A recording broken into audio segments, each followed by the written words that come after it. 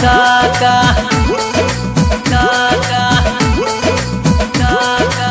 अब की विरोधियन के लागे नहीं दौआ जिताई दिहा काका राजन भैया के चुनावा जिताई दिहा काका राजन भैया के चुनावा जिताई दिहा का।